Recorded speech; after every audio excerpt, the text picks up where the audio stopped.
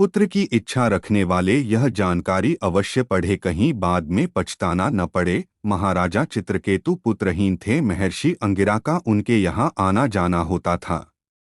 जब भी आते राजा उनसे निवेदन करते, महर्षि मैं पुत्रहीन हूँ, इतना बड़ा राज्य कौन संभालेगा, कृपा करो एक पुत्र मिल जाए, एक पुत्र हो जाए। ऋषि बहुत देर तक टालते रहे। कहते राजन, पुत्र वाले भी उतने ही दुखी हैं जितने पुत्रहीन, किंतु पुत्र मोह बहुत प्रबल है। बहुत आग्रह किया, कहा ठीक है, परमेश्वर कृपा करेंगे, तेरे ऊपर पुत्र पैदा होगा। कुछ समय के बाद एक पुत्र पैदा हुआ। थोड़ा ही बड़ा हुआ होगा कि राजा की दूसरी रानी ने उसे जहर देकर मरवा दिया। राजा चित्रकेतु शोक में डूबे हुए हैं, बाहर नहीं निकल रहे, महर्षि को याद कर रहे हैं। महर्षि बहुत देर तक इसी होनी को टालते रहे, लेकिन होनी भी उतनी प्रबल। संत महात्मा भी होनी को कब तक टालते, आखिर जो भाग्य में होना है वह होकर रहता है। संत ही है जो टाल सकता है कि आज का दिन इसको न देखना पड़े, तो टालता रहा। आज पुन आए हैं, लेकिन देवर्षि नारद को साथ लेकर आए हैं। राजा बहुत परेशान है। देवर्षि राजा को समझाते हैं कि तेरा पुत्र जहां चला गया है वहां से लौट कर नहीं आ सकता। शोक रहित हो जा, तेरे शोक करने से तेरी सुनवाई नहीं होने वाली। बहुत समझा रहे हैं राजा को, लेकिन राजा फूट फूट कर रो रहा था। ऐसे समय में एक ही शिकायत होती है कि यदि लेना ही था तो दिया ही क्यों। यह तो आदमी भूल जाता है कि किस प्रकार से आदमी मांग कर लेता है।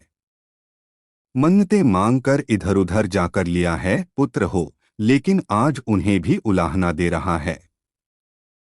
देवर्षि नारद राजा को समझाते हैं कि पुत्र चार प्रकार के होते हैं। पिछले जन्म का बैरी अपना बैर चुकाने के लिए पैदा होता है, उसे शत्रु पुत्र कहा जाता है। पिछले जन्म का ऋणदाता अपना ऋण वसूल करने आता है, हिसाब किताब पूरा होता है, जीवन भर का दुख देकर चला जाता है। तीसरी तरह के पुत्र उदासीन पुत्र, विवाह से पहले माँ बाप के विवाह होते ही माँ बाप से अलग हो जाते हैं कि अब मेरी और आपकी निभ नहीं सकती। चौथे प्रकार के पुत्र सेवक पुत्र होते हैं।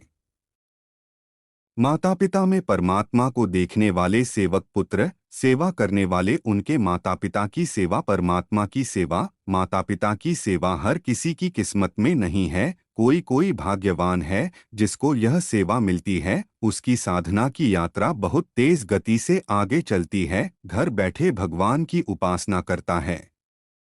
राजन, तेरा पुत्र शत्रु पुत्र था, शत्रुता निभाने आया था, चला गया। यह महर्षि अंगिरा इसी को टाल रहे थे, पर तू न माना। समझाने के बावजूद भी राजा रोए जा रहा है, मानो शोक से बाहर नहीं निकल पा रहा है। देवर्षि नारद कहते हैं, राजन, मैं तुझे तेरे पुत्र के दर्शन करवाता हूँ।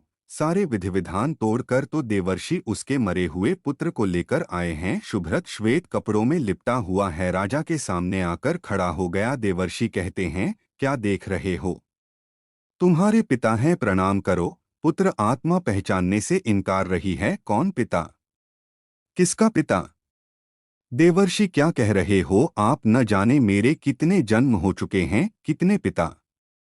मैं नहीं जानता यह कौन है। किस किस को पहचानूं? मेरे आज तक कितने माँ बाप हो चुके हैं, किसको किसकी पहचान रहती है। मैं इस समय विशुद्ध आत्मा हूँ। मेरा माँ बाप कोई नहीं।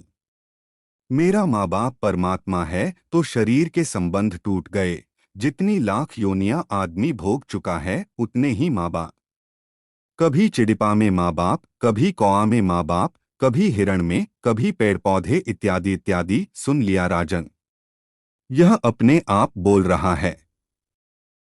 जिसके लिए मैं बिलख रहा हूं वह मुझे पहचानने से इनकार कर रहा है। समझाया, पुत्र मोह केवल मन का भ्रम है। सत्य सनातन तो केवल परमात्मा है। संत महात्मा कहते हैं, जो माता पिता अपने पुत्र को, अपनी पुत्री को इस जन्म में सुसंस्कारी नहीं बनाते, उन्हें मानव धर्म का महत्व नहीं समझाते, उनको संसारी बनाकर उनके शत्रु समान व्यवहार करते हैं, तो अगले जन्म में उनके बच्चे शत्रु और बैरी पुत्र उनके घर पैदा होते हैं। अत संतान का सुख भी अपने ही कर्मों के अनुसार मिलता है, जबरदस्ती मन्नत इत्यादि से नहीं, और मिल भी जाए कब तक रहे, इसका कोई भरोसा नहीं।